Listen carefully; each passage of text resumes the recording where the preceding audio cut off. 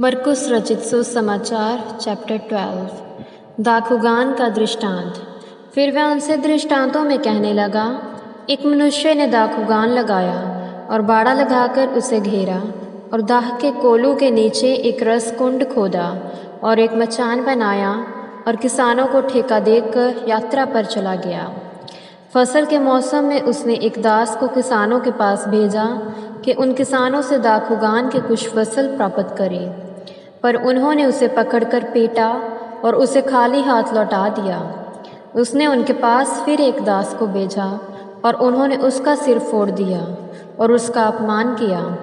फिर उसने एक और को भेजा और उन्होंने उसे मार डाला, और इसी प्रकार अन्य बहुतों को भी, कुछ को पीटा और कुछ को मार डाला।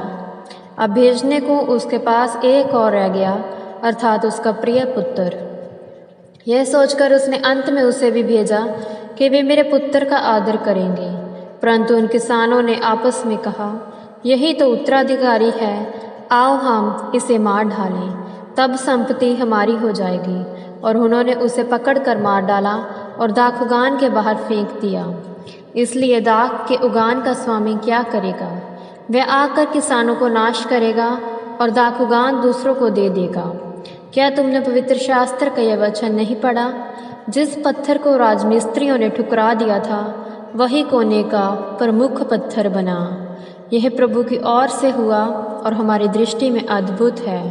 वे उसे पकड़ना चाहते थे, फिर भी लोगों से डरते थे, क्योंकि वे समझ गए थे कि उसने यह दृष्टांत हमारे विरोध में कहा है। इसलिए वे उसे छोड़कर चले गए। कैसर को कर चुकाना। उन्होंने कुछ फरीसियों और हेरोदेसियों को अपने पास भेजा कि उसी की बातों में उसे फंसाएं, और उन्होंने आकर उससे कहा, हे गुरु, हम जानते हैं कि तू सच्चा है और तू किसी के प्रभाव में नहीं आता। तू तो किसी का पक्षपात भी नहीं करता, परंतु परमेश्वर का मार्ग सच्चाई से सिखाता है। कैसर को कर चुकाना उचित है या नहीं? हम कर चुकाएं या ना चुकाएं? परंतु उसने उनके पाखंड को भांप पर उनसे कहा, तुम मुझे क्यों परखते हो? एक दिनार मेरे पास लाओ कि मैं उसे देखूं। वे दिनार लाए और उसने उनसे कहा, इस पर किसकी आकृति व लेख है? उन्होंने कहा, कैसर की। और यीशु ने उनसे कहा, जो कैसर का है वह कैसर को दे दो, और जो परमेश्वर का है वह परमेश्वर को दे दो। और वे चकित हुए। पुनरुत्थान और विवाह। फिर कुछ सदूकी जो ये कहते थे कि पुनरुत्थान है ही नहीं, उसके पास आकर पूछने लगे, गुरु, हमारे लिए मूसा ने एक व्यवस्था लिखी कि यदि किसी का भाई निरसंतान मर जाए और अपने पीछे पत्नी को छोड़ जाए, तो उसका भाई उसकी पत्नी को ब्याह ले और अपने भाई के लिए संतान उत्पन्न करे। 7 भाई थे। पहला भाई विवाह करके निरसंतान मर गया। तब दूसरे भाई ने उस स्त्री से विवाह किया और बिना संतान मर गया, और तीसरे ने भी ऐसा ही किया, और 7 से कोई संतान ना हुई। अंत में वह स्त्री भी मर गई। पुनरुत्थान होने पर जब वे जीवित हो उठेंगे तो वह किसकी पत्नी होंगी? क्योंकि वह 7 की पत्नी रह चुकी थी। यीशु ने उनसे कहा, क्या तुम इस कारण भूल में नहीं पड़े हो कि तुम ना तो पवित्र शास्त्र को समझते हो और ना ही परमेश्वर के सामर्थ्य को? क्योंकि जब लोग मृतकों में से जी उठते हैं तो वे ना विवाह करते और ना ही विवाह में दिए जाते हैं, वरन वे स्वर्ग में दूतों के समान होते हैं। और इस तथ्य के विषय के मृतक पुनर्जी उठते हैं, क्या तुमने मूसा की पुस्तक में जलती हुई झाड़ी का वर्णन नहीं पढ़ा कि परमेश्वर ने किस प्रकार उससे कहा, मैं इब्राहिम का परमेश्वर और इसहाक का परमेश्वर और याकूब का परमेश्वर हूँ। वे मृतकों का नहीं परंतु जीवितों का परमेश्वर है। तुम बड़ी भूल में पड़े हो। सबसे बड़ी आज्ञा। शास्त्रियों में से एक ने आकर उन्हें वाद विवाद करते सुना, और ये जानकर कि उससे कैसे सुंदर ढंग से उन्हें उत्तर दिया है, उससे पूछा, सबसे प्रमुख आज्ञा कौन सी है?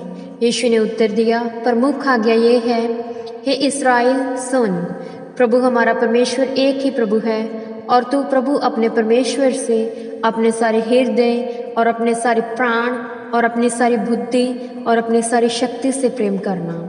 और दूसरी ये है, तू अपने पड़ोसी से अपने समान प्रेम करना।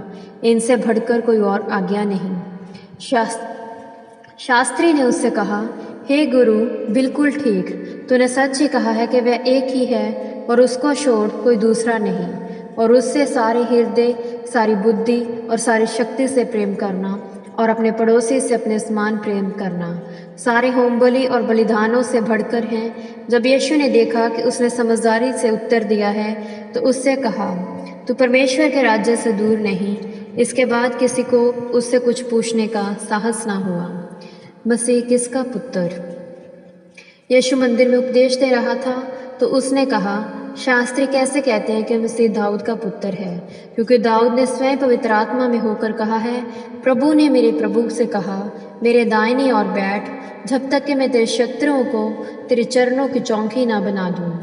दाऊद स्वयं उसे प्रभु कहता है, अतः वह उसका पुत्र कैसे हुआ? विशाल जनसमूह बड़े आनंद से उसकी सुन रहा था। शास्त्रियों से सावधान। और वह अपने उपदेश में कह रहा था, शास्त्रियों से सावधान रहो, जो लंबे छोगे पहनकर घूमना और बाजारों में आदर सत्कार तथा आराधनालयों में प्रमुख आसन और भेजों के सम्मानित स्थान पाना पसंद करते हैं। ये ही वे हैं जो विधवाओं के घरों को निगल जाते हैं और दिखावे के लिए लंबी लंबी प्रार्थनाएं करते हैं। ये भारी दंड पाएंगे। कंगाल विधवा का दान। वह मंदिर के खजाने के सामने बैठ गया और देखने लगा कि लोग किस प्रकार मंदिर के कोष में पैसे डाल रहे थे, और बहुत से धनवान बड़ी बड़ी रकम डाल रहे थे। इतने में कंगाल विधवा ने आकर तांबे के 2 छोटे छोटे सिक्के ढाले, जिनका मूल्य लगभग 1 पैसे के बराबर होता है। तब यीशु ने अपने चेलों को पास बुलाकर उनसे कहा, मैं तुमसे सच सच कहता हूँ कि कोष में डालने वालों में से इस कंगाल विधवा ने सबसे बढ़कर ढाला है, क्योंकि अन्य सब ने अपनी अधिकता में से ढाला है, परंतु इसने अपनी दरिद्रता में से जो कुछ उसका था, अर्थात अपनी सारी जीविका ढाल दी है। यह प्रभु की वाणी है। ईश्वर को धन्यवाद।